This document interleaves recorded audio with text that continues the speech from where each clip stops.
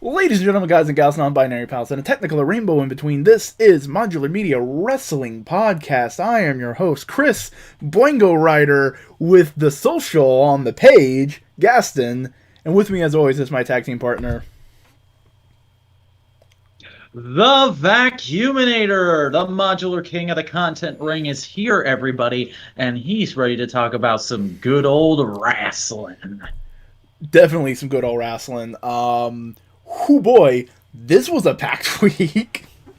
Yeah, a lot of shit to talk about. Do we want to just go ahead and jump right into some of the big WWE news that happened on Friday? Selena Vega is based. Yeah, because the girl freaking tweeted out, "I support unionization," and then like 10 minutes later, WWE was like, "We have come to terms with the release of Selena Vega. We wish her the best on her future endeavors." God damn, the fucking timing. Perfect.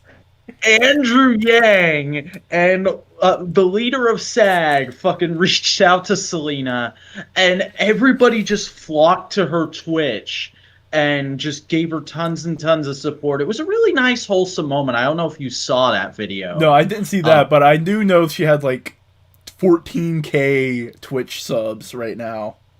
Yeah, it'll be interesting. And you do know how much money you do know how much money you get per Twitch stream, right? Twitch sub, right? It's like $2.50.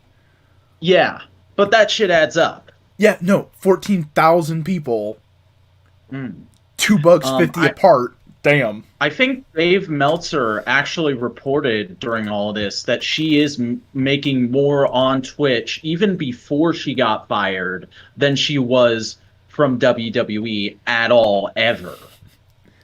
God damn. Just kind of insane. And it also kind of brings up the whole, like, yeah, unionization should probably be a thing in wrestling. It's a thing I've been on since I found out it wasn't a thing in wrestling. Oh yeah, no, especially with WWE changing some of their plans of not what's the word? Not doing untaped house shows anymore. Yeah. They weren't making money, they were losing money on that. And it's basically we're just going to only do taped stuff. We're going to tape everything. And basically Screen Actors Guild go like, "Hey, you're not doing only like you're taping everything? Everything's going to be on screen? Hey, all you wrestlers, come join us, pay us dues." Exactly. I mean, it's the Screen Actors Guild was also a very powerful union in terms of like the arts. Mm-hmm. So like they'd help the wrestlers, but like,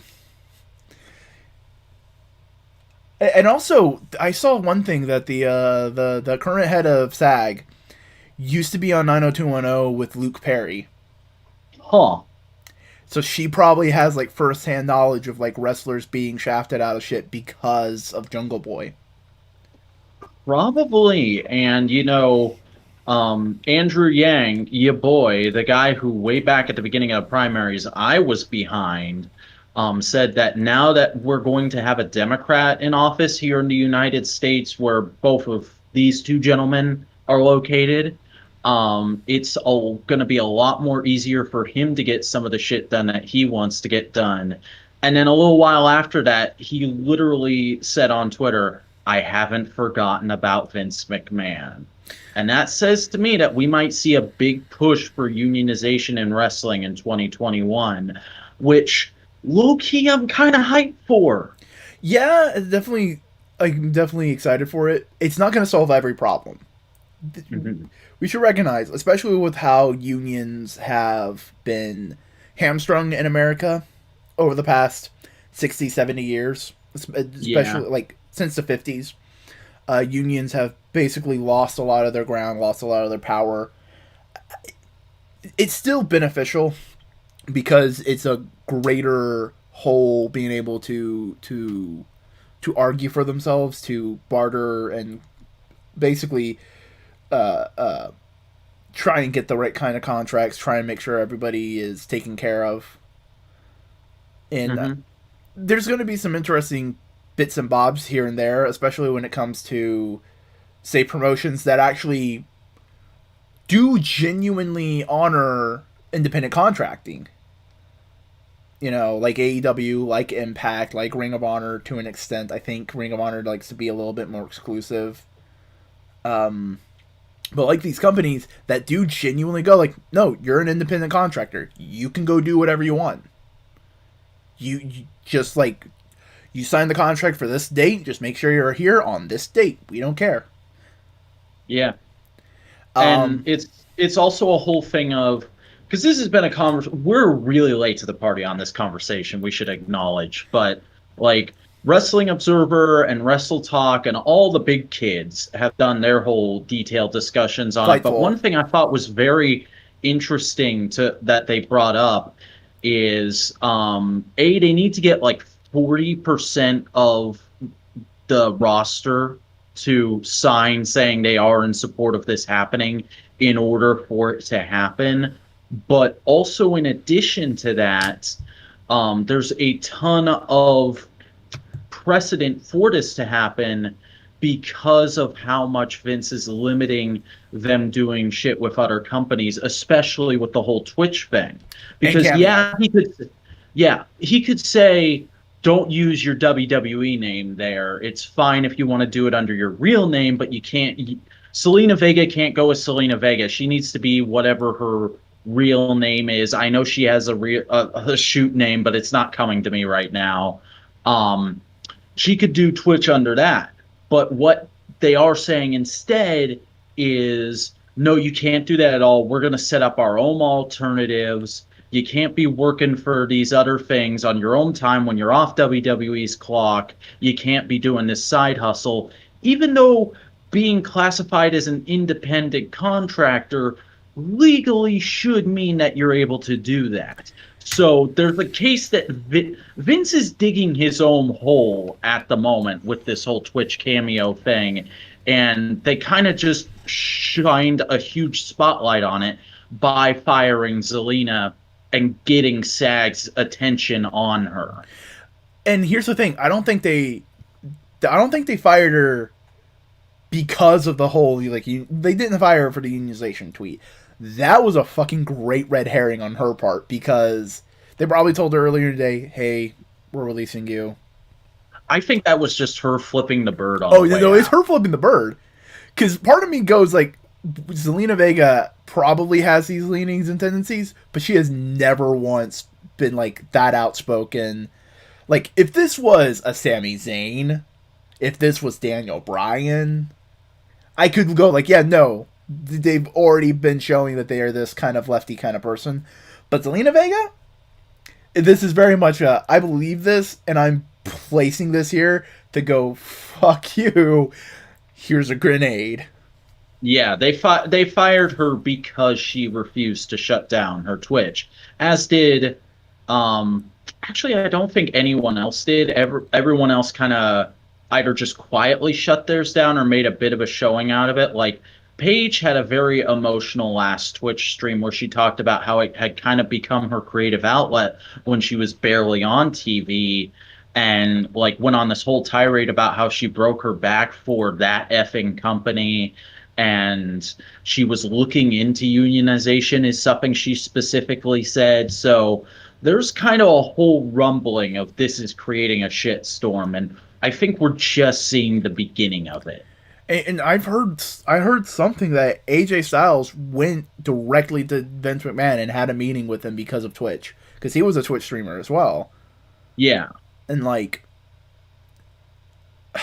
there's so many little things that is just like, ooh, buddy, this is very much a shitstorm, and it's gonna affect wrestling as an industry Yeah. because And the interest. Sorry, go ahead. already other companies are like, I have a feeling other companies are in their contracts putting, hey, you can Twitch stream, you can do all that shit. This is in print. You can do this. We are not going to stop you. Hmm. Like AEW, because two of their big stars right now are well known as Twitch streamers. That's their gimmick, and that's Kip Sabian and Miro. Yeah, and we'll talk about that a little bit later on. In Um, fact, BTE had a whole joke about how many people stream on Twitch. yeah. Yeah, again, that's in the notes for later Yeah, on, I'm but I just think that foreshadowing, my friend. Lay the really, breadcrumbs.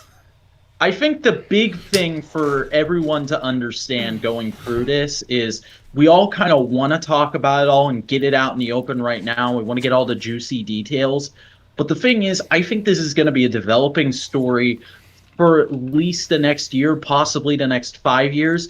And I don't think we're going to know the whole truth about it until everybody's autobiographies are out in like 15 years. Yeah, and I definitely feel like unionization, especially something of this scale, of this big an industry that has not had a history of unionization, it's this isn't going to be an instant overnight thing.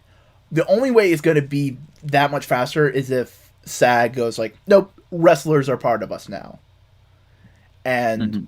considering that there's also a different guild for live performance, and that's kind of been from what I've seen, that's always been kind of like the weird bugbear with wrestlers. Is simultaneously they are screen actors on TV and pay per view, but they are also live performers because they do live shows, and sometimes they're not filmed. Yeah. And Screen Actors Guild goes like, yeah, but and that's two guilds they have to be a part of to have full complete unionization, and neither one can justify saying like you're a part of us. It's red tape, it's stuff like that, and it just becomes complicated. But like I said earlier, with WWE saying, hey, we may not be doing house shows anymore, that basically gives Screen Actors Guild, all right, cool, that complicated thing, we don't have to worry about it now. Sweet, you're just on screen, come here. Time to move in. You know what it should have been? Okay, you know what it could have been? You know what it should have been? What? Stuntman Guild. It's true. I mean, if neither of them would have went with it, Stuntman would have made a lot of sense. Because I'm pretty sure they don't differentiate between screen stuntmen and theme park stuntmen. What are you giggling about? I'm sorry. I just can't help but picture Dolph Ziggler going, "It should have been the Stuntman Guild! It should have been the Stuntman Guild!" I mean, it makes total sense, especially considering that a large part of wrestling is stunt work. And that probably, and in general, stunt people probably, the Stunt Guild, whatever it's genuinely called, probably has a really good health program considering that. Yeah. So. But say la vie, that's conversations. Maybe there's a stuntman guild associated with Screen Actors Guild, and that's how everything's gonna turn out. Who knows? I definitely do feel like AEW should get into the conversation. I don't. I have a feeling. Part of me feels like it's not gonna because. I feel like they're hanging back until there's a clear direction where they can have an in. Right, but also like whether we like to admit it or not, Tony Khan is the son of a billionaire. And you don't become a billionaire by supporting unionization. And whether we like to admit it or not, the Young Bucks have some right wing views. Cody has some right wing views. Yeah, they're but Cody's also an atheist. He has some left-wing views. I'm not saying and Tony Khan is probably the most liberal millionaire I've ever seen. Yeah, I'm not saying that it's impossible. I'm not saying that it won't happen. I'm just saying we can't just sit here and go AEW is the bastion of all progressive wrestling when there's a lot of red flags basically going like, don't count your chickens. So you're saying there's a chance? There's a chance, but it's just more of like, hey, be like, we need to be vocal about it and tell them like we support this as fans, and don't let them get away with shit. You know what I mean? Yeah. But we should probably move on to some quick injury updates I got written down here.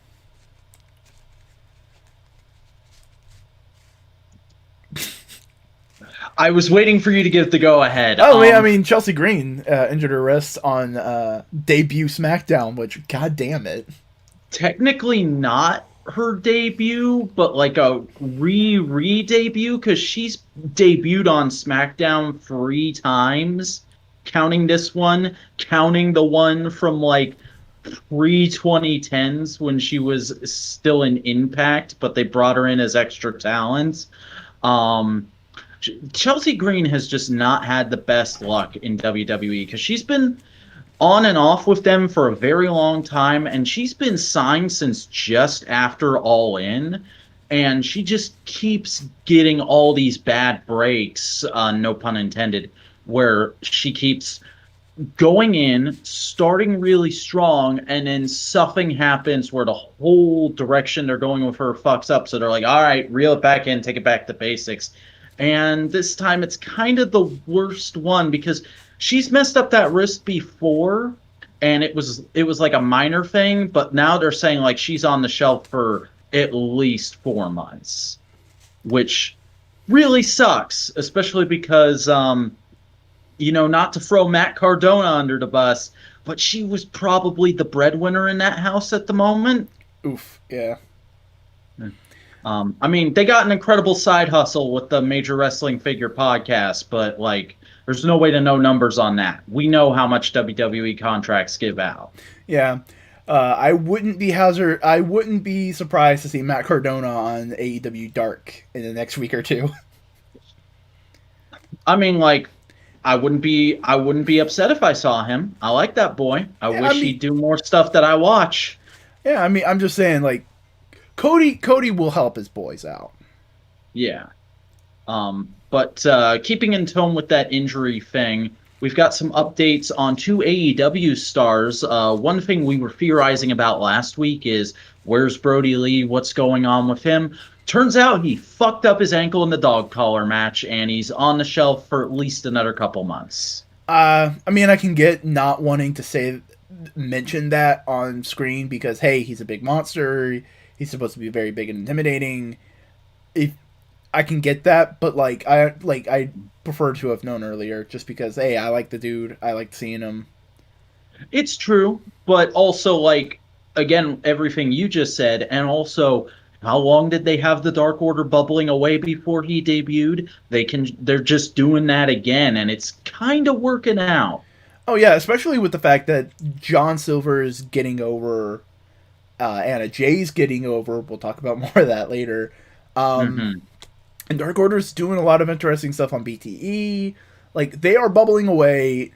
Dark Order is one of those things that can easily be taken off and put on the back burner for a little bit, and it doesn't feel like it's a punishment or like we don't have anything for you. It's very much like, hey, background detail, be spoopy.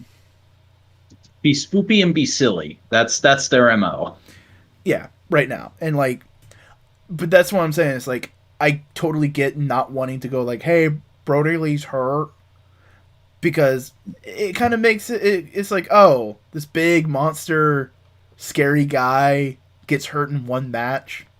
It kind of loses some of the mystique, but still, it's... I mean, it was kind of the bloodiest, toughest match in AEW in quite a while. Oh, yeah. I mean, you can probably make a list of those. Bunkhouse Brawl, the I Quit match.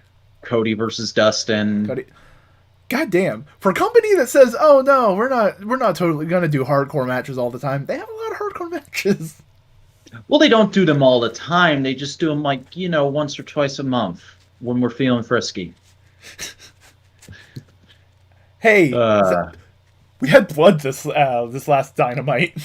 That's true. But hey, one last update. It is finally confirmed that Riho's stuck in Japan due to the pandemic. Can we all stop surprise! where Riho is now? Surprise! Japanese woman is living in Japan. I know, and probably the rest of the Japanese woman, Aja Kong, Yuka Sakazaki, the queen lady whose name I always forget. They're probably all stuck in Japan right now. We just need to be patient. Emi Sakura. Okay. But yeah, that's that whole thing. It was finally confirmed because Riho recently did an interview with a Joshi magazine and said, and she was asked, when are you going to be back on AEW? So cool that there's AEW interest in Japan. Oh yeah, no, like, here's the thing. There's definitely going to be a England show before there's ever a Japanese show. There's gonna be a Japanese show because they have the Oh no, Bucks. They there will have be a Kenny. Japanese show, and those boys will be welcomed like hometown heroes. Yep, yep, yep. Uh, Cody won't. Cody wasn't like huge in Japan. He was just a member of the Bullet Club. Yeah. Who else would be Moxley? He's gotten pretty over in New Japan. Yeah. Archer. Archer had the Yeah. MMWJP US title. Of Moxley took that title from him. Yeah. We'll talk about Archer some later because, ooh, boy. Ooh. Should we go ahead and get into BTE then? Yeah, I actually watched it this week. Oh. Hey, well, BTE opens up this week with John Silver and Alex Reynolds trying to recruit Frankie Kazarian. And it's one of the best meta bits of BTE I've seen in a while because Kaz's reaction is basically, why the fuck would I go with you guys? All you are is the new shiny toy. I know what it was like to be the big spotlight bit. I've had like 3 big spotlight bits. You guys aren't going to last forever if you don't figure out a new shtick. Yeah. I mean, it was fun. It was cute. Mm-hmm. It's a good time.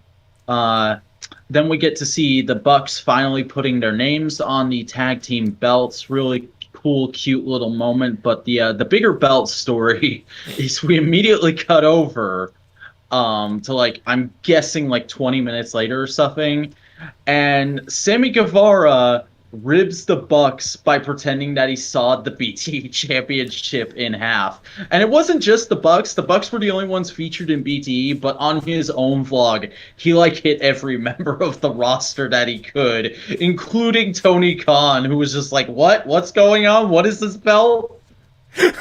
This isn't. I haven't. Why? I haven't. What is this?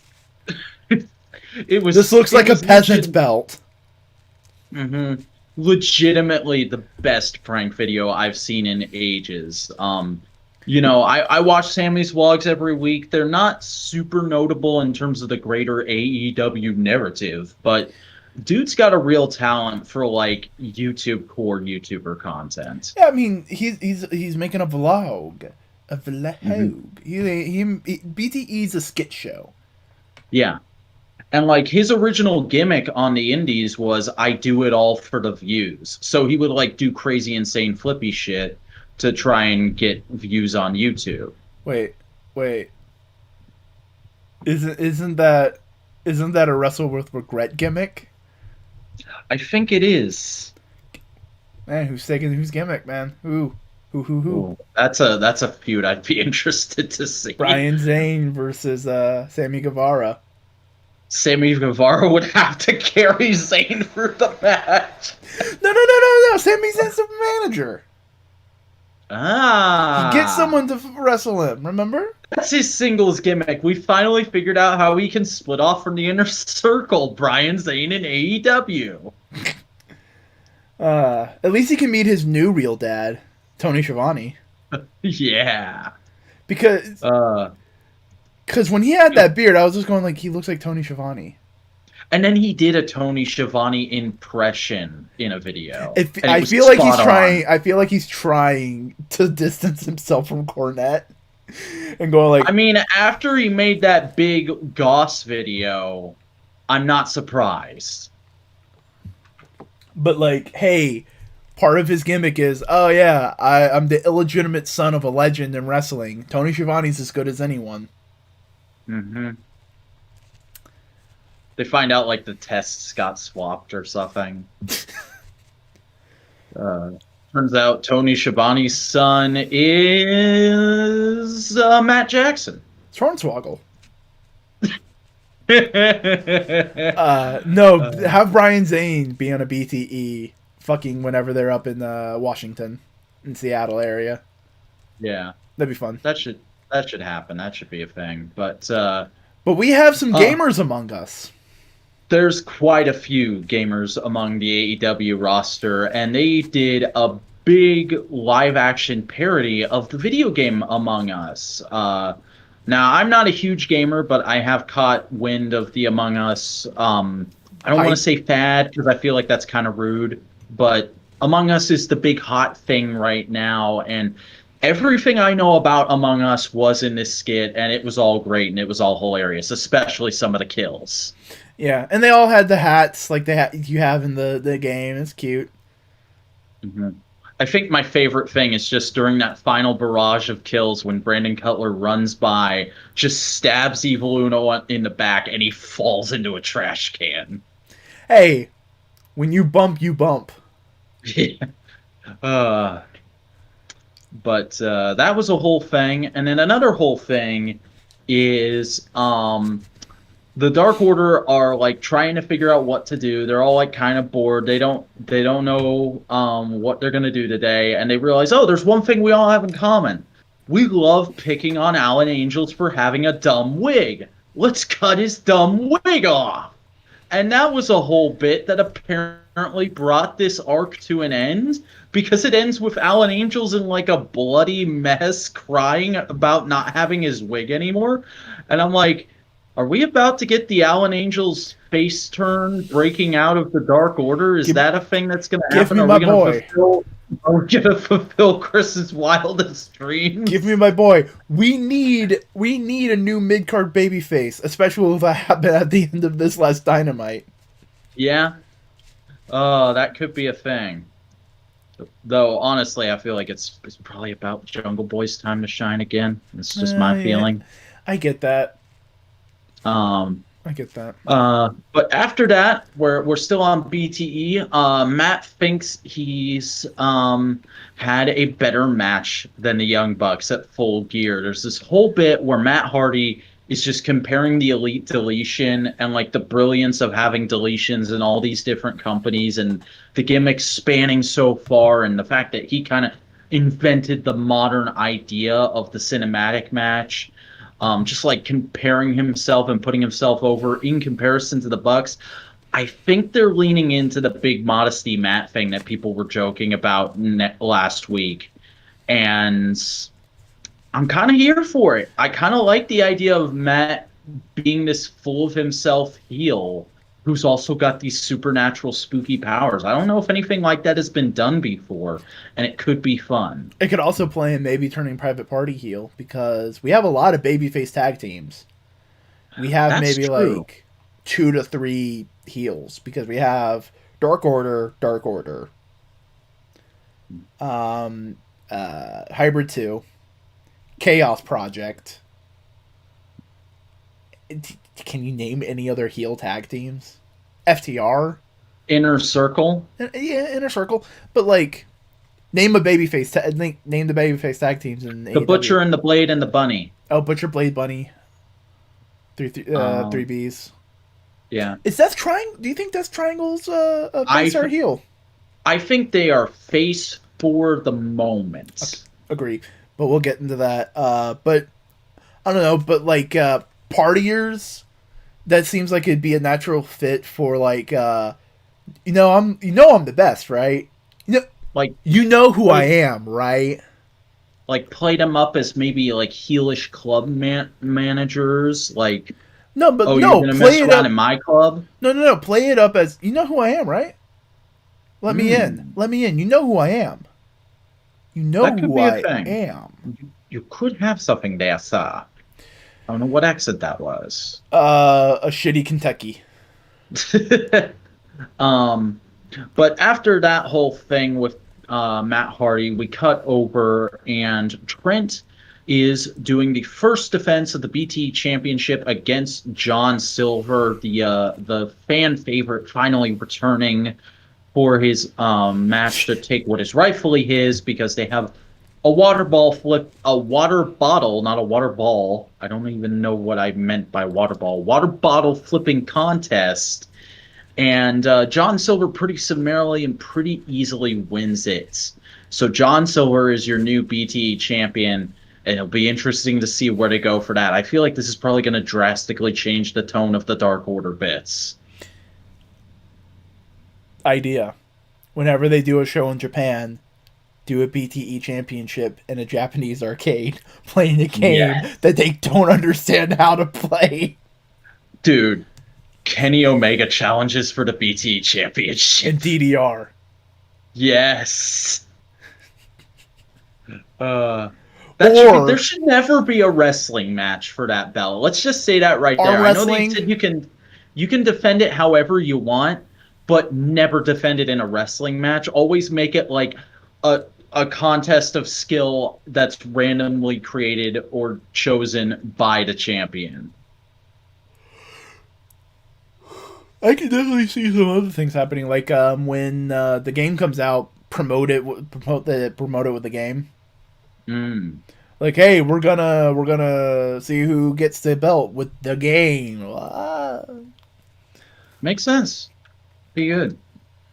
Um, but then we gotta jump over for a quick bit of WWE news because this was just kind of a hilarious anomaly that I thought we should bring up because for the third year in a row, the WWE Championship has changed hands on the Raw Before Survivor Series.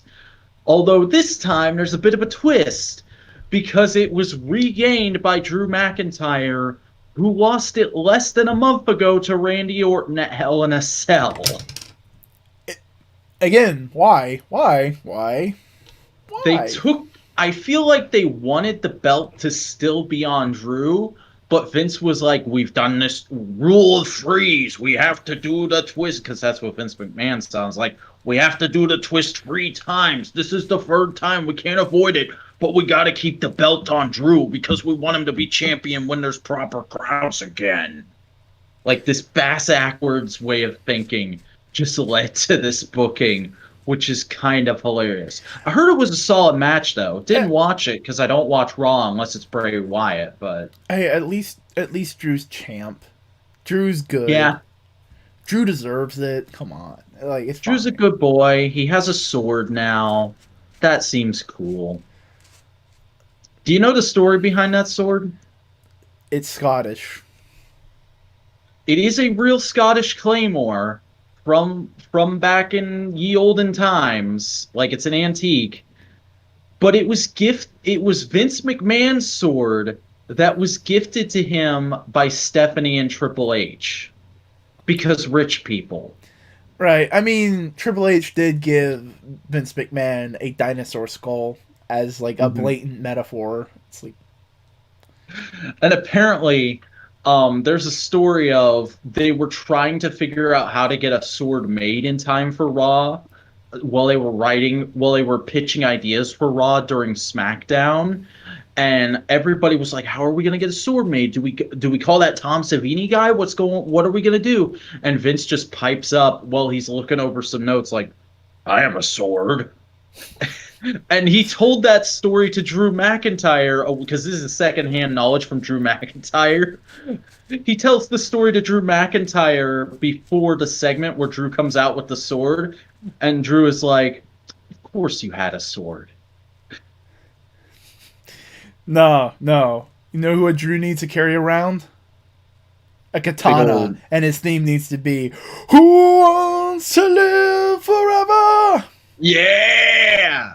Oh, I love that.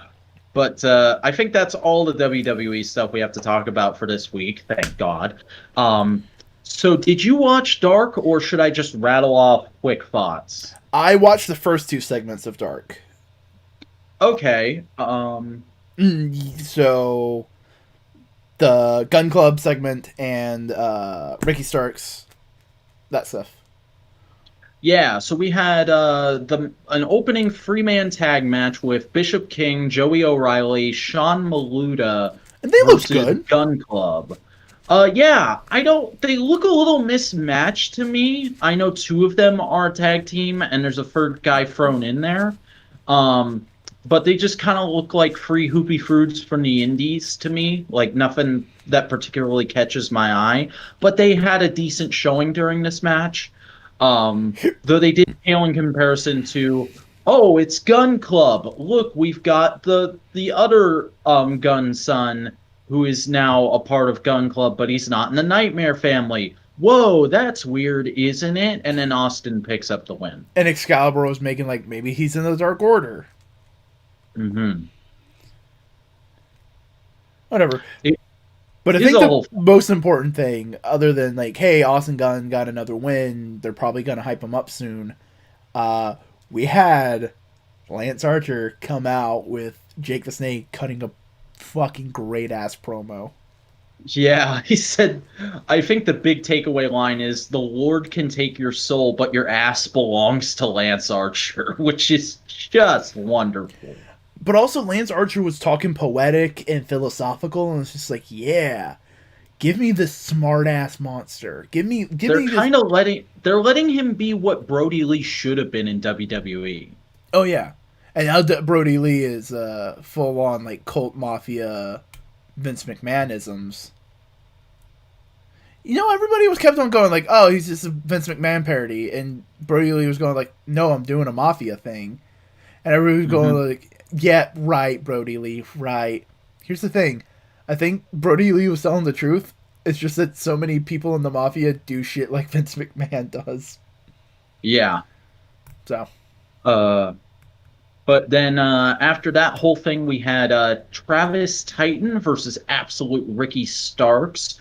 Really good showing for both boys, I thought. oh yeah, especially Rick doing stuff with Team Taz. Oh yeah, big build for Team Taz on this episode. Big stuff for Team Taz. Big stuff. Yeah, very big beefy stuff. Ooh, beef, boof, the boof, the boof. Yeah. Uh but Starks wins that match by getting a pin after a spear. And then I guess since you didn't watch the rest of Dark, I'll just rattle off some quick thoughts on stuff and results. We had the bad boy Joey Janela versus Marco Stunt, which Joey won via pin after a sit-out avalanche power bomb. That seems like it'd be Very, a fun very match. solid. Oh yeah, it was a great match. Really good, like David and Goliath type stuff, but also it felt like Joey was really trying to play fair with Marco, I love the which fact was that Marco just makes anybody a Goliath. yeah, Oh, Joey because Joe, Janela, the average height dude who, compared to most other wrestlers, is like small and a bump machine. Oh no, he's a giant. yeah, but that match was solid, and then we cut over to the first episode of The Waiting Room, which is a new talk show type thing. People were saying like, "Oh, it's gonna be like a Piper's Pit type thing." I get why they say that because that's just what we're used to after years and years of WWE trying to recapture the success of Piper's Pit. But honestly, this struck me more as like a takeoff of modern late night type shows. And that might just be because I'm watching a lot of late night right now due to election news. But it really felt like I was watching like a Colbert or somebody. Because this is Britt Baker with Rebel hosting this show, and she did a whole opening monologue where she basically trashed any babyface that had a solid showing at Full Gear. It's kind of funny. She got in some good shots there. And then TH2 come out as the first guests, and they basically just do a whole bunch of complaining about the fact that they haven't been on Dynamite in a while. And they say that they're gonna have a match with SCU later on, and they're gonna really stick it to SCU because SCU are the favorites. So that was a whole thing. Pretty And that solid first. no, now Go knowing ahead. that they're doing this with TH2 and what they did on Dynamite, TH2 may be coming up, boy. Yeah. I think that's where we're going, especially because I think they were trapped in Europe for a little bit along with Pac. I think it was a shorter amount of time than Pac, but I don't think we've seen them in a little bit. But then we had Reign Victoria versus Penelope Ford. Never seen Reign Victoria. She comes off as kind of like a dollar store vampire girl, but I dug it. Really solid showing. Of course, it was Penelope Ford's match. She eventually won with a fisherwoman suplex rather, into a pin. Very, very, very just solid stuff. Then we had Brandon Cutler versus Ryzen, or as I know him, the frickin' priest from the Broken Hardy saga, just Sick. showing up. Apparently, he's been on Dark for a good bit, and Brandon did pick up a win with a TPK. Brandon's on a bit of a winning streak, they're saying now. He's starting to develop into that. This is his third win in a row since beating Peter Avalon, and he even kind of played up a little bit that like Peter's getting jealous at the side of the ring, and we'll talk a little bit more about that later. Question: Uh, should Ryzen's rival be Intel? wow. Wow. Um, Tesha Price versus legit Layla Hirsch happened. It was okay. I don't remember it very much, honestly. Not saying it was bad, just didn't stick with me a whole lot. But it says here that Layla won via tap out to a cross arm breaker. So good for her. Oh, yes. Now I remember. Legit. This was the whole match where they were playing Layla Hirsch up like a Shayna Baszler type. They're like, oh, yeah, she's a legit fighter. She's very MMA. tough. She's like a small, chunky Shayna Baszler is the real feel I got off of her. Honestly, And small, chunky Shayna Baszler sounds like a 10 times better Shayna Baszler. yeah, it was like I was watching female comic book Wolverine, and I kind of dug it. Not X-23, but like female Why comic isn't book X-23 Logan. chunky? Let X-23 be chunky. She can be chunky. She often isn't. Why Can is I go to the Wolverine's next thing? son not chunky? I don't know. Why I don't is know why Dawkins not chunk? Give me some Dawkins chunk. That's a quote. He's bi. That He'll that be into it. I mean, if this was Red Letter Media, we would cut to a Photoshop of you saying that. Uh, but then we had TNT versus Jurassic Express. This was a solid match. TNT are really on the come up on Dark right now, really getting big ups. That's Just Devon Dudley's boys, right? Yep. Tyrell and Travis are their names, and I don't think they're twins, but they look like twins. The two dudes look super alike, and had Excalibur not pointed out which was which as they were coming out, I would have been completely lost throughout the match. Like total Uso effect going on with these guys. But they were good. They had a really nice showing against Jurassic Express. However, Jungle Boy won by making Tyrell tap to just a basic ass choke, which was pretty cool.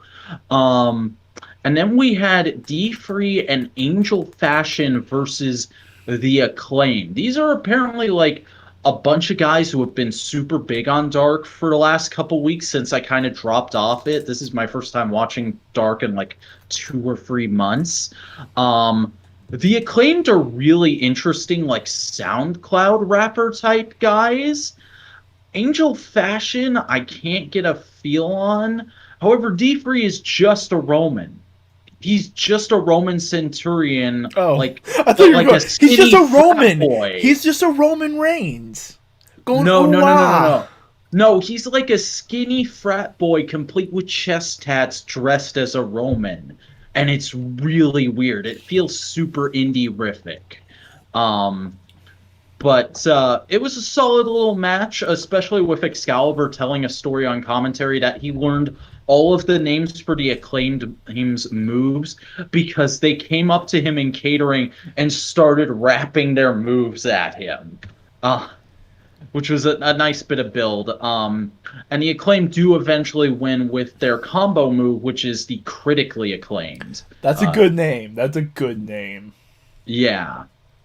Then we got Alex Garcia versus Evilise.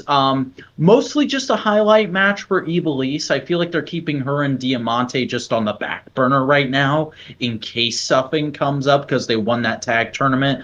So it's like, we've established them. We can do something with them, just not quite yet. And Evilise won this match with a kick to the throat of Alex, like this really cool kind of flip back and just like right in the throat, and she fell over and then got pinned.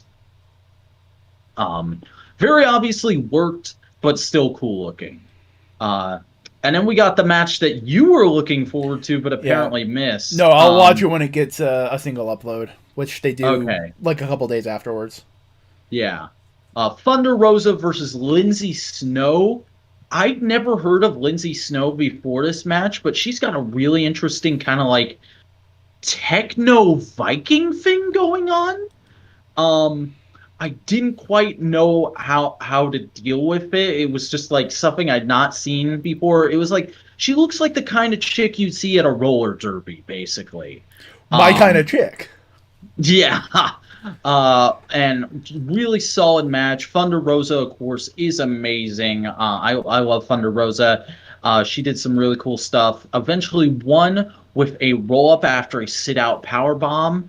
And then we got a nice little vignette where apparently Peter Avalon is bringing back his indie gimmick of Pretty Peter Avalon, which is a whole thing where he thinks he's way more attractive than he is. So we get this whole bit where he's trying to take you on a romantic car ride, and he's That was on offering you BTE all these. too.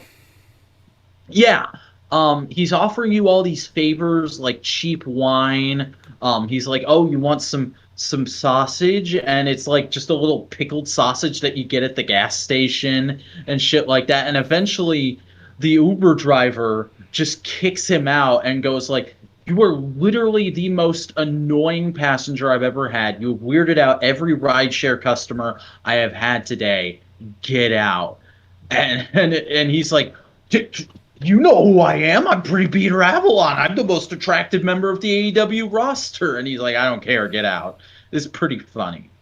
Um, then we got Big Swole versus Kylan King. A solid little Swole show-off match. She won via tap out to the Cloverleaf. Then we got a whole segment which I thought was going to be the ender. I dead ass thought it was going to be the ender just because of the way it was played and like it kind of led into Dynamite. But Darby Allin comes out with the TNT title and a skateboard, and he kind of calls out Ricky Starks. So Ricky and Cage head for the ring because I think Darby was on commentary or something. Like all these matches feel weirdly out of order because like some matches Taz is on commentary, some matches Anthony Agogo is on commentary, some matches frickin' Ricky Starks is on commentary. And I guess the match they filmed right before this had Ricky Starks on commentary because him and the rest of Team Taz head for the ring, but then Cody comes out with a chair and attacks Brian Cage. A bit of a scrappy brawl, and it ends with Team Taz running off. Just like a little bit of foreshadowing for Dynamite. Especially the main event of Dynamite. Yeah. And then our final match of Dark this week was Jack Evans versus Christopher Daniels. Very, very solid little kind of old versus young match. Eventually ends with Jack Evans winning with a roll-up. And that leads us into Dynamite. But before we do that, I need to use the restrooms. I'll be right back. Okay, I guess we're going to the Be Right Back screen. No, dude, you're live. You're solo. Oh shit. Hi everybody. Sure is nice talking to you. Kind of lovely getting out here and doing some MMWP.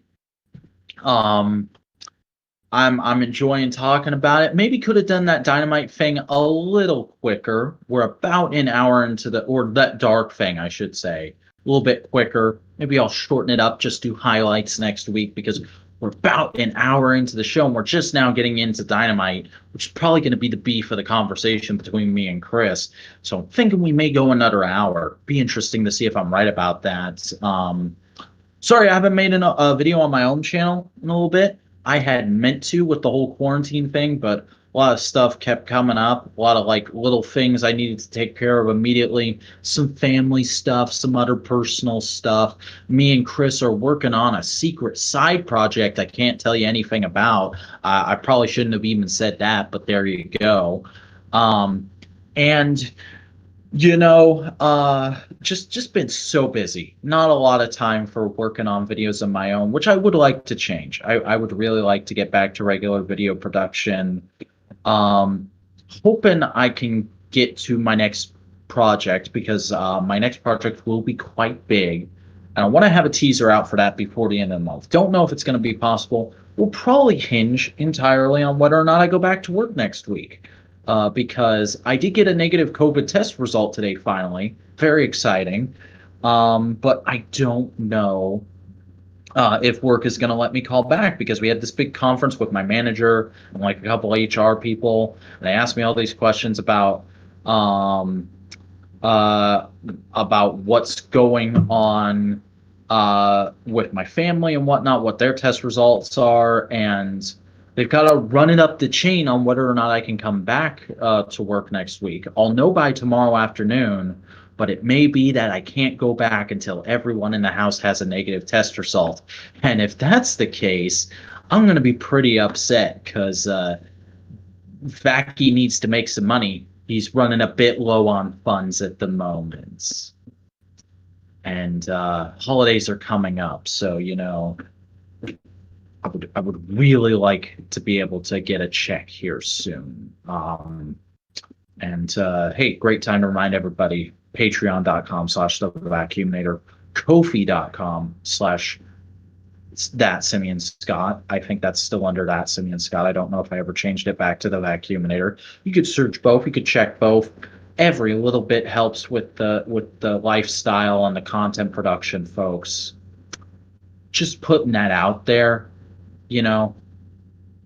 Don't hate the player. Hate the pandemic that's ruining his ability to make money and support himself and his family. Because I do help out with bills and shit around here. And we are getting a little bit tight after 2 weeks of nobody working. So, yeah. But hey, wrestling's cool. Wrestling's great. It's helping me get through this, along with some other things. Caught up on The Mandalorian a couple days ago. I'll probably watch the new episode as soon as it drops tonight, if I can get a hold of it. May have to wait till tomorrow. That'd be fine, honestly. And just plodding along, taking care of business as best as I can. Um, Wish I had something cool to show you, but the only thing I have at the moment at my disposal, I'm saving for Analytical Fanboys reporting on Saturday because I know a certain somebody who's not on this show will probably enjoy questioning me about it.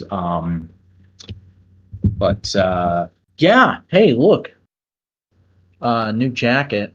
I've been wanting a jean jacket forever, so I finally caved and bought one 2 weeks before this whole quarantine thing started for me. It's nice. It's one so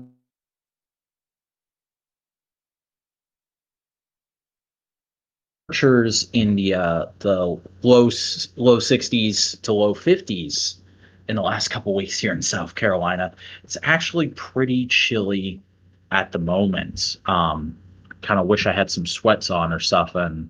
But I wanted to look nice and presentable for the show. And yeah, just here, just rocking, just getting through it. Just wanting to talk about Dynamite, so when we're not up till 3 a.m. waiting for Chris to take a piss.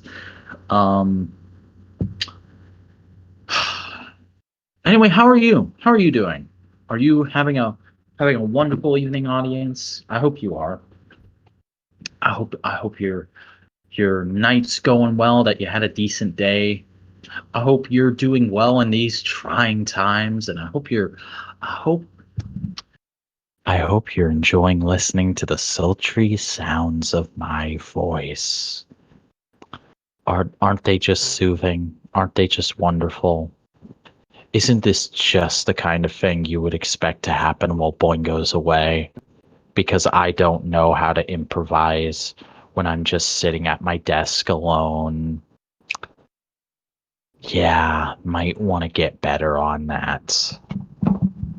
Oh. But that's a whole thing. That's a whole thing that's going on. Uh,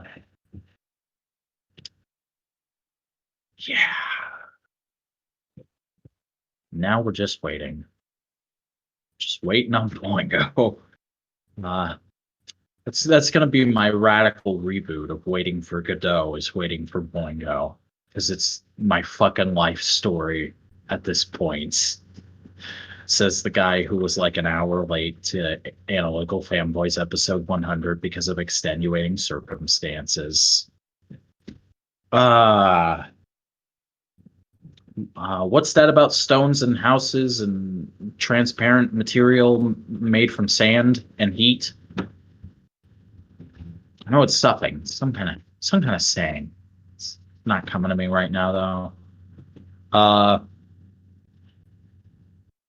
Want to see the mask I've been rocking today? Because when you're quarantined in a house full of people who were COVID positive, you gotta wear your mask if you leave your fucking bedroom. I've been wearing this Autobot mask I got. It's pretty nice, pretty sweet, pretty legit. I've also got a G.I. Joe Cobra symbol one hanging around somewhere, and a couple others. I enjoy wearing many different kinds of masks. I think I showed off my Kenny Omega one on a stream not too recently. It's hanging out over there. Got a couple ones from work. I got a Spider-Man one, a Star Wars one with a fun bacon pattern on it. Oh, masks are cool. I like how, Japan and Asia at large were doing the whole mask thing for like decades. It's just like common courtesy and nice practice, and also there's a shit ton of smog in some of those areas. And then it happens to be a necessity for the rest of the world this year. And what does the Western world do? We turn it into a fashion statement because we're just that fucking shallow. It's amazing, isn't it? It's amazing how there's even a debate about wearing these things when it's been proven throughout multiple pandemics throughout history, not just this one, that wearing masks does reduce the risk of you getting infected. Obviously, it didn't save me this time because I wasn't wearing my mask at home for a good long while. And then my sister came home sick as fuck, and we thought, okay, just keep away from her. Just keep her in her room. It'll be fine. She's probably just got a basic ass flu. And then a week later, I get sick and then test positive for COVID. And now I can't work. And I don't know when I'll be able to work again. Currently, I have $220 in my bank account. How long will that money last me, I wonder? Especially with several pre-orders set to hit sometime in the next couple weeks. Could cancel them, yeah. But I don't know. We'll see if it comes to that. We'll see what happens. May end up canceling them the day before, like a dickhead. I don't mean to be a dickhead to online stores, but comes between them and paying for these lights to be on. That'll happen. Again, Ko-fi.com/thevacuuminator, or possibly that Simeon Scott. I don't remember. I could just check. In fact, let me do that right now so I can shill like a proper piece of shit. Yeah, it's Ko-fi.com/Simeon Scott. That's all. So, if you got a couple bucks to chip in, I'd appreciate it. You've got frickin' patreon.com/thevacuuminator. That's always up. That's always an option. Don't know how viable the rewards are going to be because I've been wanting to revamp my Patreon for a while now. I just haven't had a good, clean break in ARCs to do something like that. Thank God. That's like the second time I've fallen back on that. Sorry, I had to take a shit. I thought you said it was a piss. Nah, it was a shit. Wow. How was it? On a level from 1 to Cody, -1 Cody. Fair enough. AEW Dynamite opens up this week with Young Bucks versus Top Flight, a match that was hyped up on last week's show and lived up to the hype on Oh this week's yeah, no, show no. because I never I watched Top Flight in a dark match with Dark Order last week, like half paying attention to it. And I was like, yeah, whatever, these guys are okay. And then they come out here and it's straight up just like ROH New Japan level Young Bucks going crazy, doing all kinds of insane flippy shit. And there's like several points during the match where you can clearly see on Matt and Nick's faces that they're like, how are we supposed to keep up with this at our age? It's very much like, oh god, we were like this. We were assholes. Yeah, it's really just a spectacle of a match. I super enjoyed it, especially that like double suicide dive they did. Oh man, no, it was perfect because like they timed it just right. It was everything was done so well. You can definitely tell that they're still a little inexperienced, and the Young Bucks were really leading them through the match. Hmm. But Um, also, as you said in our wrestling chat on my Discord server the other day, Top Flight are like clearly posed to be the next big thing in tag wrestling. yeah, not now, not in a year from now, 2, 3 years from now. Let them build up the steam, let them get the fan base, then blow Hmm. up.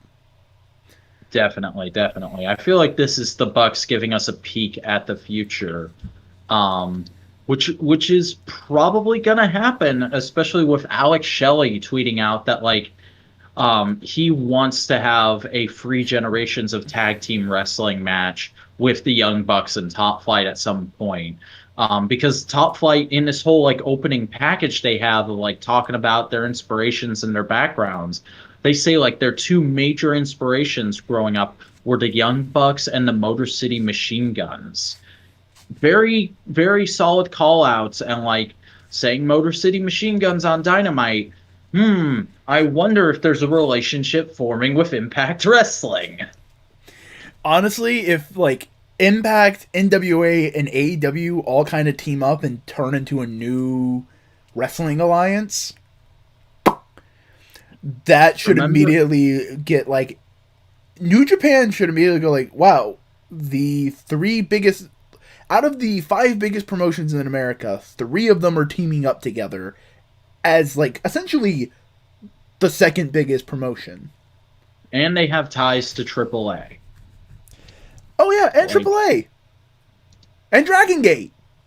uh-huh. It's a whole thing. And like remember, Tony Khan saying balance of power in the wrestling world is gonna shift pretty soon. I feel like this is what he was talking about, more so than just we're gonna have some people come back to our show. Especially with the people, the person a lot of people are theorizing with a later event in this Dynamite, who it could be. Yeah.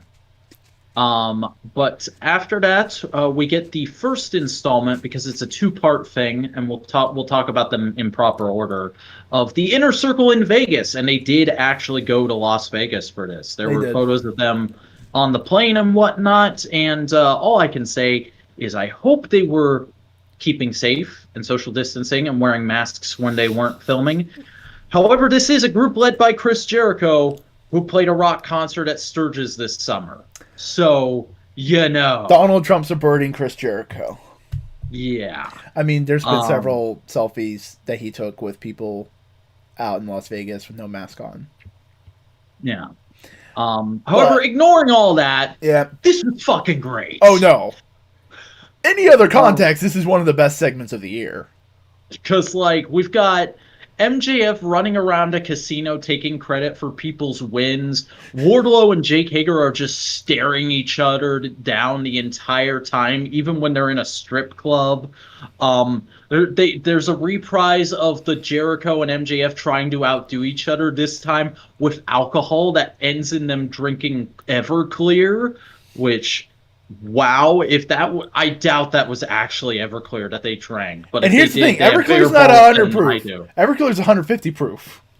Yeah, Everclear is like insane shit that I will never touch in my entire life, even though I'm honestly, let's admit it, I am the drunk out of the Modular Media group. Um, But then immediately following that, everyone gets high with Conan in a limo, and then Wardlow and Jake Conan? are just Where's Conan from? Vac? he is he is a head booker, not head booker, but he is a big name booker in Impact Wrestling. Impact Wrestling? You mean Mm. Impact Wrestling? Produced by Don Callis? Yeah, Don Callis, who was on Dynamite not too long ago. Dynamites. Hmm. Very interesting. Very interesting. Um, but then Wardlow and Jake are just like punching a bunch of dudes at a bar because they can't attack each other. Very, very interesting like standoffishness between these two that I'm almost certain is gonna form into a bromance. But then that's all we get for now. And then after that, we get a promo that aired on YouTube a couple days beforehand. Um, for a collaboration between AEW and Director X, which I did not understand. I had no idea what it was until Wrestle Talk told me just today, like, oh yeah, this is a documentary they're doing about the rise of AEW. Okay, would have been nice to have that said at some point during this instead of just a bunch of sound bites. Well, I But mean, they also, did I get how say this makes. on Go YouTube, ahead. it did say it's a trailer for a documentary. See, I read the description and I didn't see anything that clearly hinted at that. Just saying this was a project with them and Director X. Maybe I wasn't looking hard enough. Hold on, I'm double checking real quick. Since we have the internet at our hands and fingers. Hmm. We do. We do. Uh. Yeah. It just says it's a collaboration. So. Yeah. But So like nothing clearly Dynamite, saying what the collaboration but is. Dynamite did say it's a trailer for a documentary. Yeah. They said that immediately following, but I was like, what documentary is going on? Who is Director X? What is all this? Director X And is a then dude well known for doing music videos, especially hip hmm. hop ones. Okay, so like someone I would never have known about in the first place, but like I can clearly pick that up now that I'm thinking about it from the style of like some of that new footage they showed of like them hanging out in character specific situations.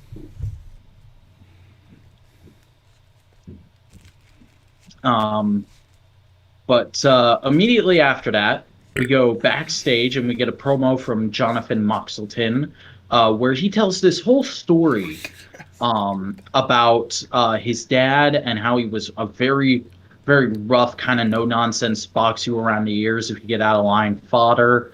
Um, tells this whole story about a time when his dad picked him up after coming from the airport at the police station, and he kept waiting for his dad to like hit him or something. And his dad just said, "We're the good guys. Remember that." And that's kind of like been his mantra ever since. Um, he talks about everyone he's fought for the title, about like how he's basically gone through hell and back protecting this thing. Says his body is starting to feel the wear and tear, and then drops kind of a bit of a bomb. Says that Renee is pregnant. Yeah. Um, and then he says that he's going to sign the contract, shake Kenny's hand, and let him know that he is the best wrestler in the world. He's John Moxley. He's one of the good guys, and that's never going to change. That Very. Go that puts ahead. a lot of interesting characterization in his run in AEW so far, but this also adds a lot of interesting characterization to his run as Dean Ambrose. Yeah. Like he like looking at it through that lens, you can kind of like look at a lot of things Dean Ambrose did. And it's like, oh, I can kind of like it retroactively makes a lot of it better. Hmm.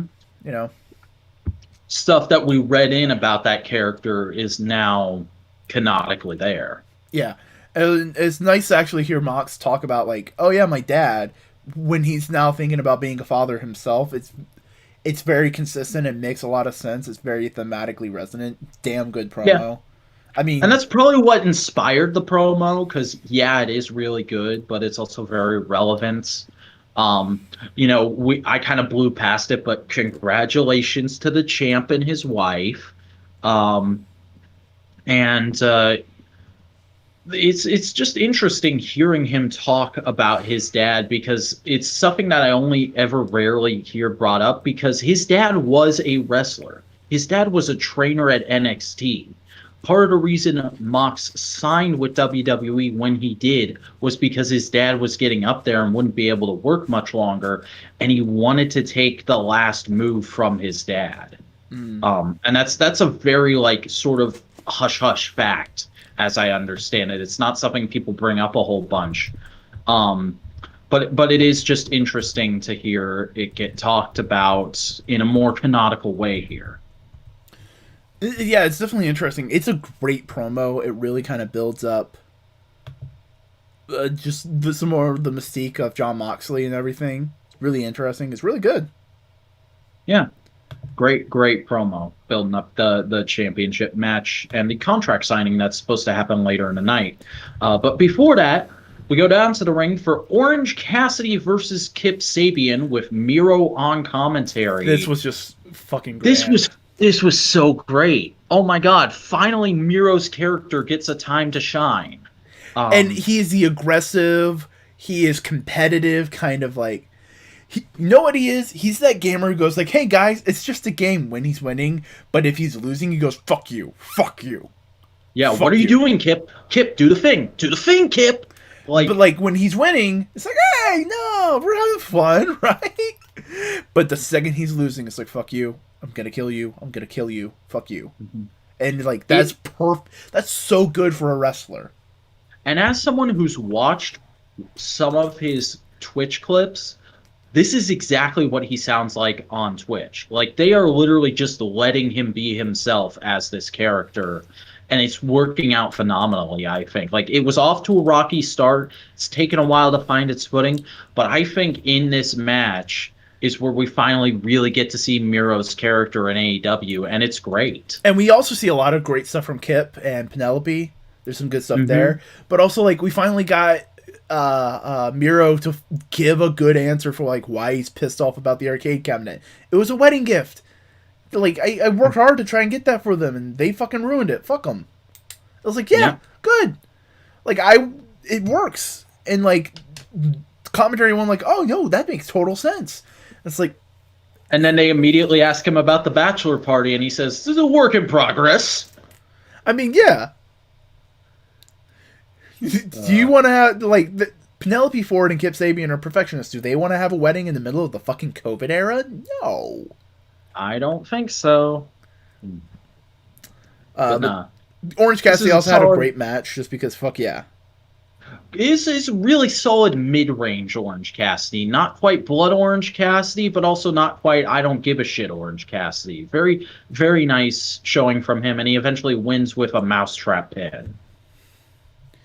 Yeah, it's good. But then also Miro comes out to beat his ass. Yeah, he just like clotheslines Orange so hard that he does a backflip, and then Kip, and Penelope escape into the crowd. After the best friends come out and try and... Also, I really love the wrinkle of Miro just keep calling Trent young boy.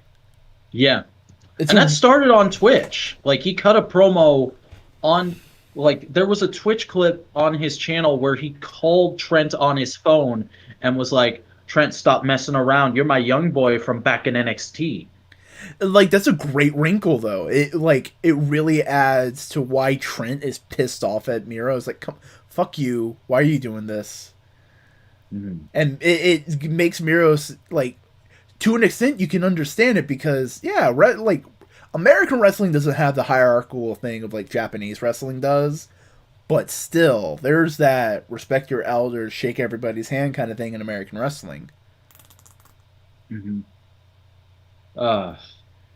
But then we go to the contract signing of Kenny Omega versus Jonathan Moxley, and Kenny comes out.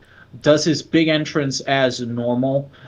Interestingly, this week there's a different set of sweepers. They're wearing different kind of like 80s exercise aerobics outfits, and everything Justin Roberts says about Kenny is directly comparing him to John Moxley, even throwing in like at the very end. Unlike John Moxley, he did this thing in North Carolina.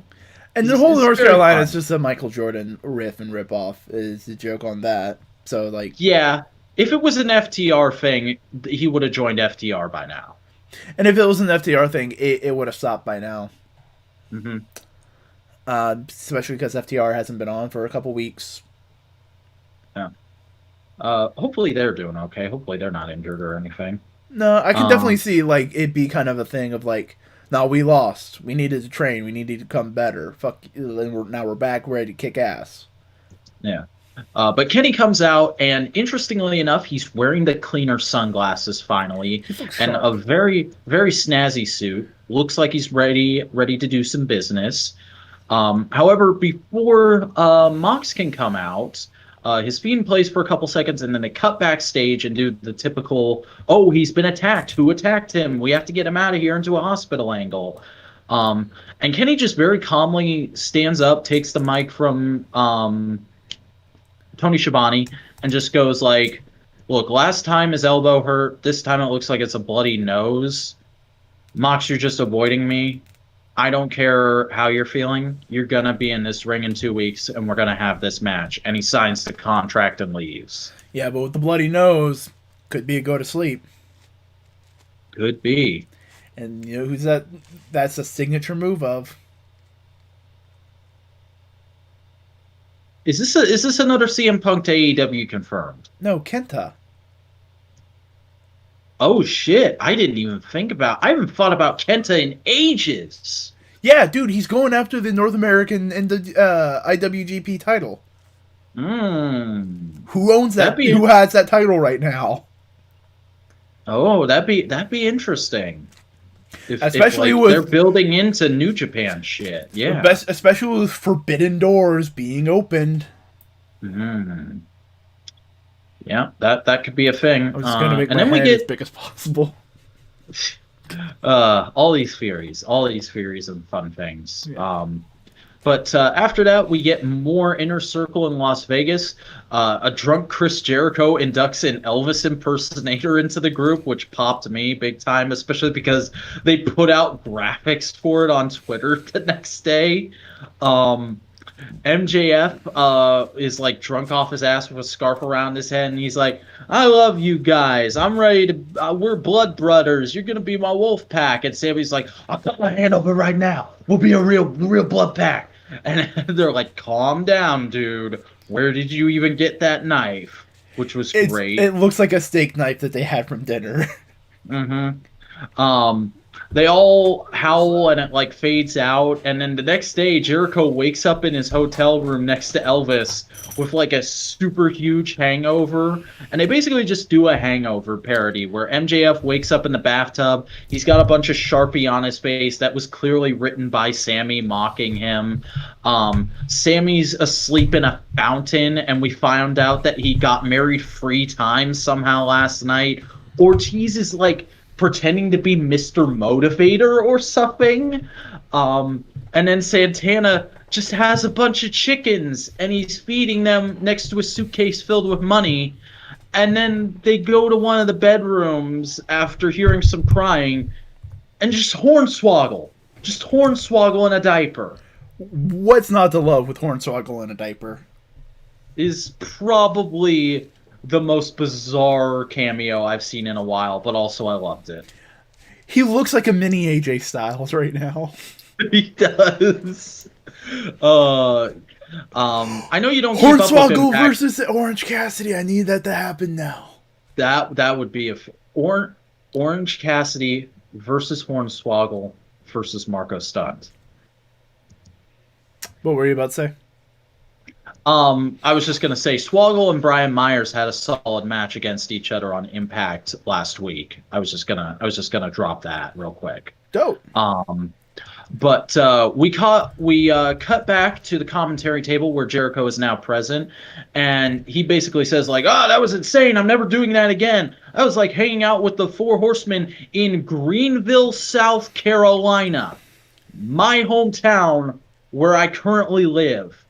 You better believe I popped for that." Yeah. Uh, so much so that I almost went and posted it on the Greenville, South Carolina Reddit, but then I was like, that's just calm whoring. I'm not gonna do that. Um, but he immediately goes ahead and announces that next week Inner Circle is going to be back to business, and him and Jake Hager are going to have a tag team match against SCU. I think specifically he said it was going to be Kazarian and Daniels, because I Yeah, it think definitely feels like Sky's going the solo for the team. yeah, which, good for him. I think he definitely deserves to have a good, solid solo run. I would love to see Scorpio Sky get the TNT Championship sometime next year. Yeah, I can see that. But it definitely feels like Kazarian and Daniels, they're a little older into their career. That like tagging tends to be easier on the body. And Scorpio Sky has a long career ahead of him, so give him the solo run. Dope. Yeah. But then we have Eddie Kingston on commentary for The Blade versus Pac. The Blade versus the Bastard. Oh my God, this match was great because you've got Eddie on commentary just being like the saltiest motherfucker in the world and being like, oh, boo-hoo, you were in quarantine. Who cares? I've got my family. The Blade's gonna fuck you up. And then immediately Pac just like kicks the shit out of Blade with like this huge drop kick, and then because Blade got cut open on his head during the bunkhouse match and he's wearing a big old band-aid, Pac just immediately starts booting him in the forehead, and it was like, oh, this bastard means business. Oh, dude, the Bastard always means fucking business, man. Mm-hmm. Pac, of course, eventually wins with the Brutalizer, and then he gets on the mic and like just immediately starts trying to talk trash with Eddie. But before he can even get a full sentence out, the Butcher takes him down from the back. Eddie comes in the ring and starts mocking Pac. Ray Phoenix comes in out of nowhere, tries to save him, but they're outnumbered. And there's like a solid minute before Penta comes out with a chair. And it looks like Penta might be about to betray his brother, but sides with him and Pac, and Death Triangle is back. The thing in the title, it happened. The Muertes Triangle. I can't remember the Spanish, but like, dude, I'm excited for this full-on faction warfare. It's happening, and as Wrestle Talk pointed out, because credit where credit's due, AEW has been doing some solid building into trios becoming a thing. Potential trio title. I don't want a title for the trios. I rather would have a trios tournament just happen every year. You know what I mean? That's fair. But like a New Year's trios tournament could be built into that. I definitely feel like there's something to be done there. Like, but dude, yeah, such a great segment. So glad to see the Lucha Boys back with the Bastard, and we'll see where it goes. Because after that we get a backstage segment where Jade Cargill is attacking Brandy Rhodes, trying to Pillmanize her leg, and like Nyla Rose and Vicky Guerrero, who apparently are back on good terms, are holding off the refs and stuff. But Brandy is very quickly saved by Big Swole and a couple other lady faces who I couldn't quite identify. Serena Deeb was one of them. Oh, Serena Deeb was in there? Okay. Pretty sure. But yeah, that's a whole thing that happened, so definitely we're headed into a Jade Cargill versus Brandy Rhodes feud. That wasn't just teasing. I don't know if they were teasing that last week or if it's like that was a thing they did and now they're like, oh, people liked that promo from Brandy. We have to capitalize on this. I think it's partially like they started out as just like, oh, hey, you're gonna hype up Shaq, and Brandy's gonna start the feud. Mhm. You're not starting the feud. You're just kind of like doing this one thing. Brandy's starting it. Makes sense. Uh, but after that, we go to Serena Deeb versus Thunder Rosa for the NWA Mm, Women's World mm. Championship. That's a This was a this was a fucking meal of a match. it was great. But before we get into how great it was, I feel the need to point out, just because we're usually very positive about AEW. One huge nitpick I had this week, and I can tell by your face, you probably know what I'm going to say. They start promoting heels, Oh. and Jim Ross just fucking goes, "Do they have a bake sale?" And I'm like, "Wow, that's boomer as fuck." Yeah, it is boomer as fuck, but he's also boomer as fuck. Yeah.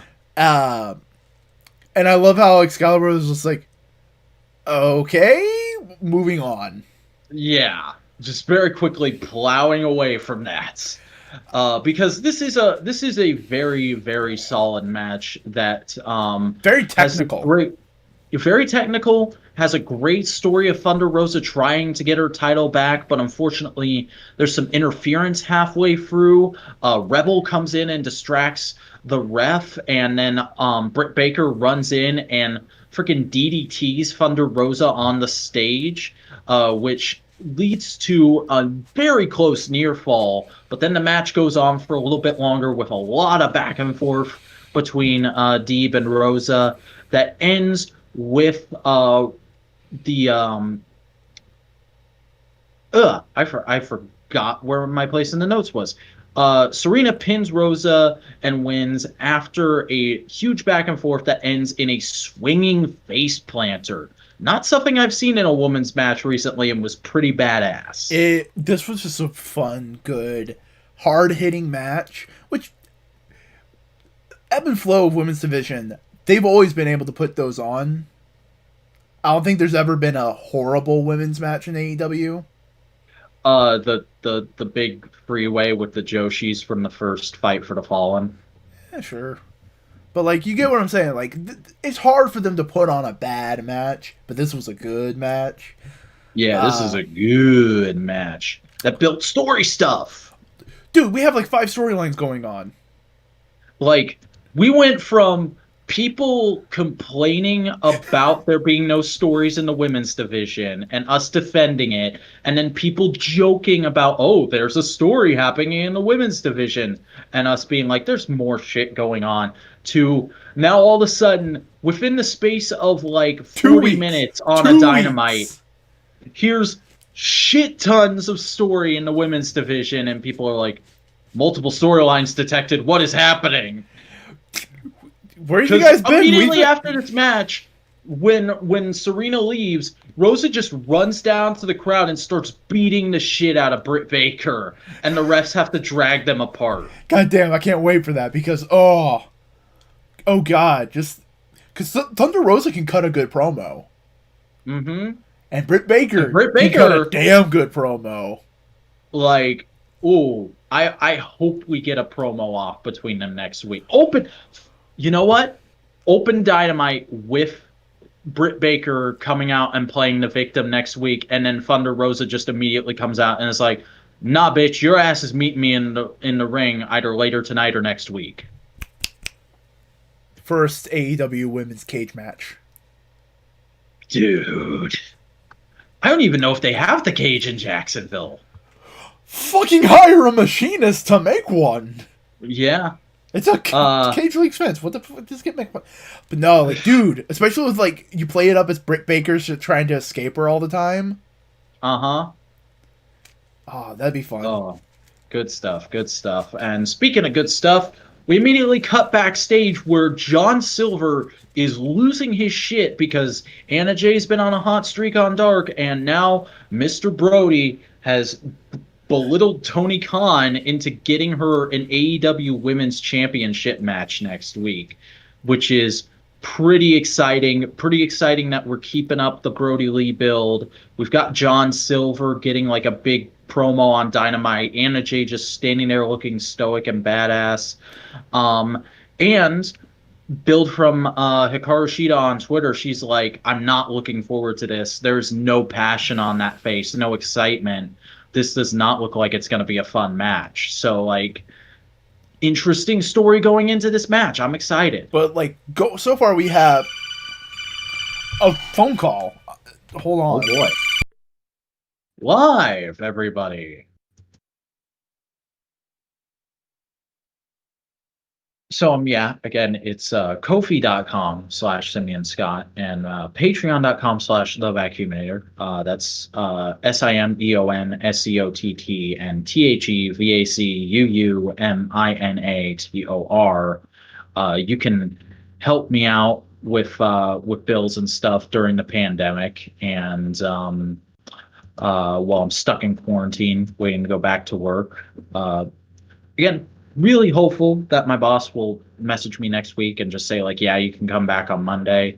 But there's always the possibility that because other people in the house still haven't tested negative, that I'm going to be stuck here another week. And if that happens, oh boy, our belt's going to get tight, if you know what I'm meaning. So would appreciate that help. Um, and yeah, things and stuff. AEW's Hey, women's I'll be right back. division. It's great. Okay. Um,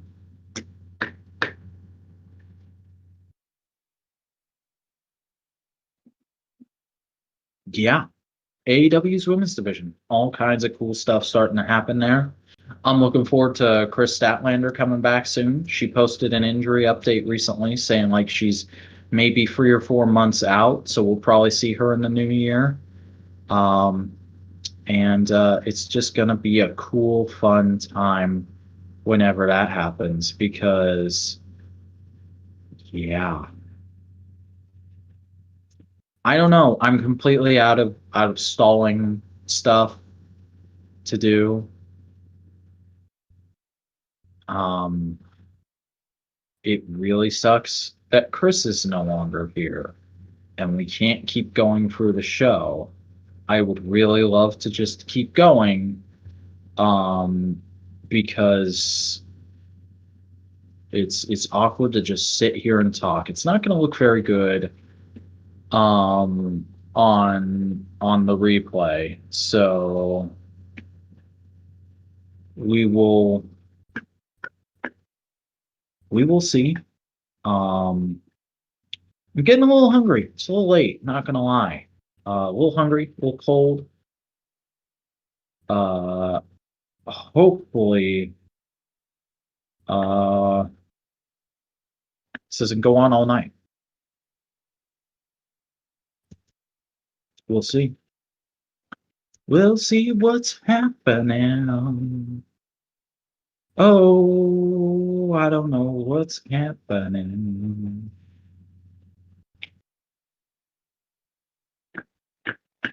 I don't know where Chris is. Or even what's happening.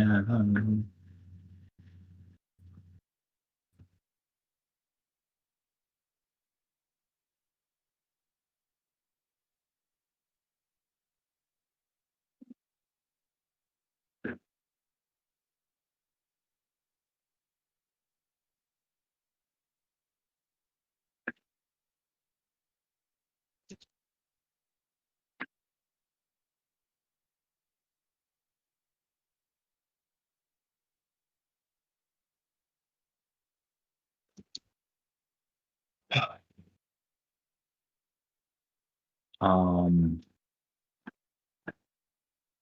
so how about the Mets? Yeah. I hear they're doing pretty good. I mean, as far as I hear about baseball, which is not at all. Um, I don't even know if they're a baseball team, honestly. I'm just assuming that based on cultural osmosis. They could be a basketball team. They could be a football team. Who knows? Who knows? Chris knows. Chris, are you back? Um. Yes. Are the Mets a baseball team? The Mets are a baseball team. Hey, I got it right. Everything good, bro? Yeah, just need a help thing. Okay. Plus Um. cookie. Ooh, tasty. Oh, would I like a cookie? I'm gonna have to get a cookie after this now. Thanks. Um. After after the Anna Jay and John Silver promo, Pac and Ray Phoenix versus the Butcher and the Blade is announced for next week, along with Will Hobbs being in action. Wonder what that's about. Maybe we'll find out if we go on to the main events. Which is Team Taz versus Cody Rhodes and Darby Allin. God, still feels fun to say Cody Rhodes, doesn't it? Oh yeah. Taz is, of course, on commentary as he is for every Team Taz match. And we get a new Darby video where he's hanging around a church like Batman, sets his leg on fire. It's good old time. Taz leaves commentary halfway through the match and interferes, gets Arn ejected.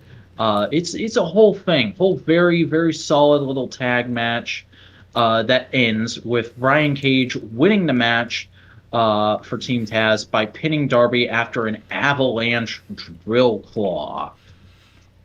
Real good match, huh? Oh yeah. Then there was like a beatdown angle, wasn't there? Yeah, big old beatdown. Team Taz starts attacking Cody and Darby, but your boy Will Hobbs runs in. He scares them off, grabs the FTW championship, and he's like, yeah, this belt. I'm going to take this belt from you, Brian Cage. And then he hits Cody with the FTW championship. And Dynamite ends this week with Team Taz standing tall with new member Will Hobbs.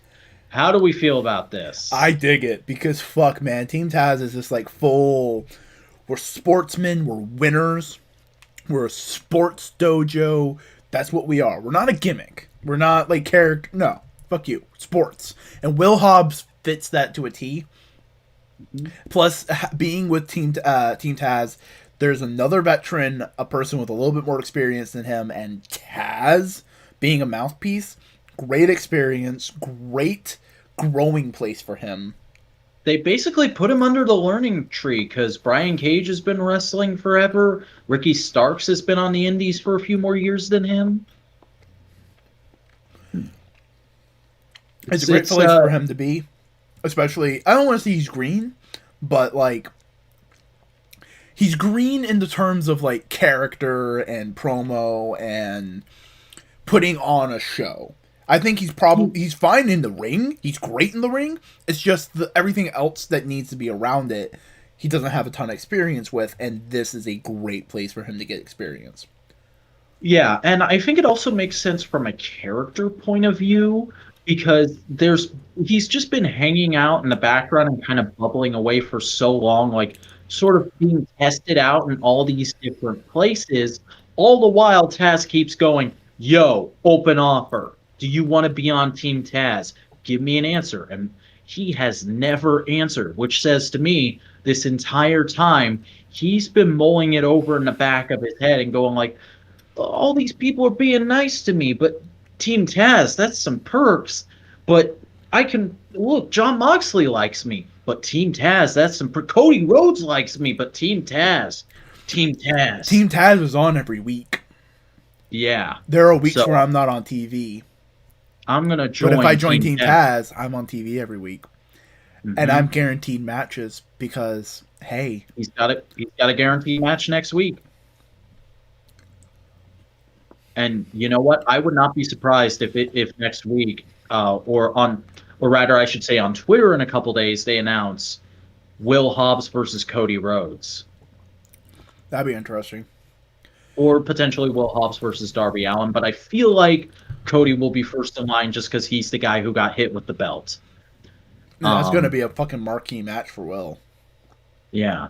And what else did I want to say? There was one other thing. No, it's just gone. It's completely gone. Okay, good. Yeah, that was Dynamite. It was... I wouldn't say it was a great Dynamite, but I'd say it's probably the most all-around solid Dynamite we've had in a bit. It is the most consistent. Go ahead. It's the most consistent Dynamite. Yeah. Because we've had stacked dynamites going into Full Gear, and then we had a kind of rough dynamite last week, but this was just a good, solid Oh, dynamite. solid. Yeah. Especially since we're getting a free preview December 2nd. Yeah, because they're hyping up the episode with Taz, or not Taz, Mox versus Omega for the title as Winter is Coming. Bit odd to do the Game of Thrones thing so long after that show has ended, And but shit the also I like bed. that they're, yeah, but I like that they're making it out to be a huge event, and I like that also, like, because I did give him a pretty big whack earlier. Props to JR for on commentary talking about like this is going to be a huge show because of how marquee this title match is. People are going to be vying like crazy just to be on that card. Know what I wouldn't mind if the second half of that Dynamite is just Mox versus Omega. That would be insane and awesome. But also, I don't know if I can hold my attention for a full hour of rest of one match. Do it. I'll try. I'll certainly Dude, try. we're getting cleaner Omega. You're gonna have to start getting used to that. I'm hyped for it. I have rarely sat through full hour long matches before, so I don't know if I'll be able to do it. Because It's going to be a test of my own strength. because you do realize how long Okada Omega was, right? Which one? Yeah, that's the thing. There's like 45, 50 minutes, 60 minutes, hour and a half. I think there was one. Wow. How long was Okada versus Omega?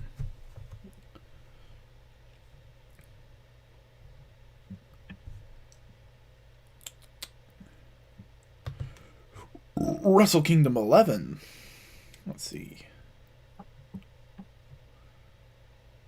I'm waiting with bated breath. 46 minutes 45. Damn. Kuchi Okada with Geto defeated Kenny Omega with Matt Jackson and Nick Jackson. Hmm. Yeah, so like the cards can definitely like cleaner style matches can definitely get up there in time. Exciting.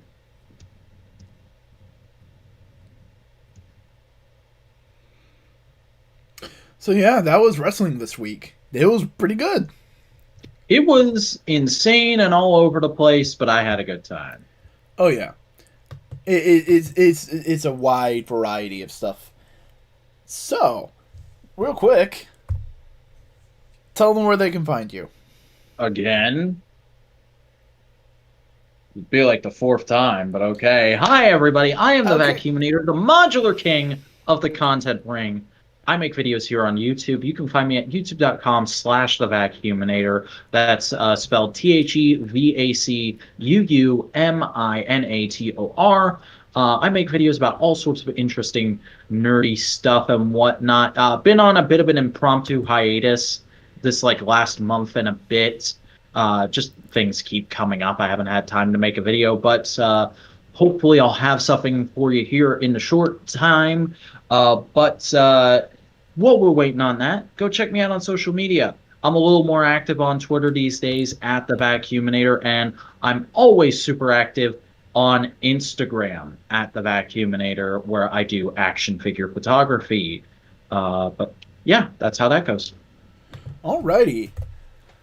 Hey, howdy. My name is Chris Boingo Rider Gaston. You can find me on YouTube at Boingo Rider. You can find me at Twitter and Instagram with the little bit right there. That's my handle, Boingo_Rider. I make video editorials, video essays, things like that. You can follow me on the Twitch at Boingo Rider. I play games. Don't really have a set schedule right now because this show kind of upended it a little bit. Just because, so I'm in the process of figuring that out. But yeah, wrestling. Wrestling. Wrestling. Wrestling. Wrestling. Wrestling.